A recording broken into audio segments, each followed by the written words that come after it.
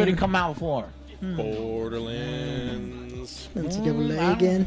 Here, Borderlands 4 is pretty good. It's going to be $80? Welcome, Angry Army Recruit, Drunken Weasel. Thank you very much. Hey. Anthony Allen, thank you. I'm a big fan of you guys watching for years. Mike. My question, you guys going to come home to the UK for a meet and greet at some point? You've gone to Scotland. What about me, man? We've been to the UK before. I would love to go to the UK again. I just got to find a reason. Bring my own food. What video game companies are over there in the UK? Do you know? All the London offices are Bring back closing. Demon Joe. That's another good one.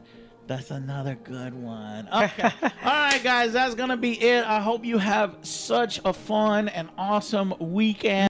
So, what you've just seen is the Angry Joe show replying to my question during their Q&A. There's a few things that I want to talk about that you've just seen in that video. As you can see, Alex piped up when I asked Angry Joe show why they're not coming back to the UK for another meet and greet, or why they haven't been to mainland UK, because they've been to Scotland recently, but they haven't been to like central England, like Newcastle, Leeds, Manchester, Birmingham, London, all those places. They haven't been there, but they've been to Scotland, and I think at one point they might have went to Ireland or something, but they haven't been to like mainland England. Now, when I asked Angry Joe why they haven't been back, and, you know, making a joke about it, like, what about me? Because obviously I'm in Birmingham, England.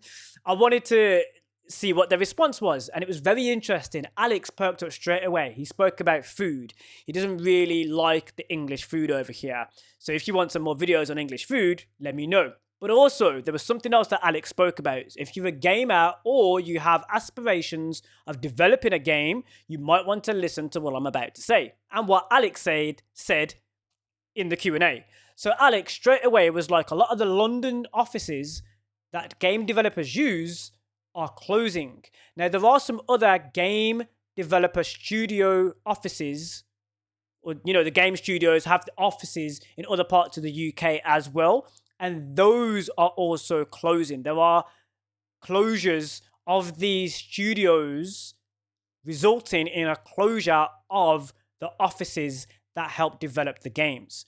So, for example, GTA was developed over here in the UK, and some of those offices over here in the UK are now closed. There are other games that have been developed here in the UK, and there is also a struggle for those studios as well. So, as you can see from what you can read online, a lot of these studios are closing their offices over here in the UK. So it's really interesting that Alex picked up on that in that Q&A when I asked them why they're not coming back to the UK, because they come to, you know, talk about game releases or talk to studios or talk to developers. So there's all of this that's going on as well behind the scene with content creators, then, you know, communicating with studios and such.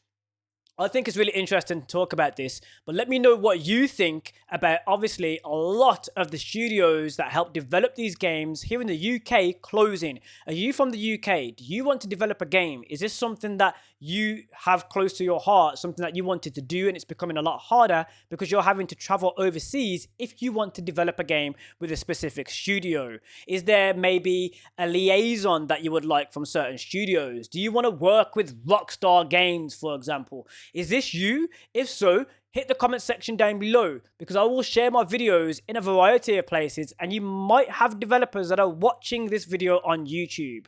Don't watch the views, it's about who is watching. That is very important as well. So keep that in mind. You never know who's watching your video. But I just thought I'd make this one right now and show you the Angry Joe Q&A segment as well. So Angry Joe shouldn't be bothered about that. They should be really happy about that, actually. Like, one of their viewers is making some content and then creating it into something else and doing it in a transformative way.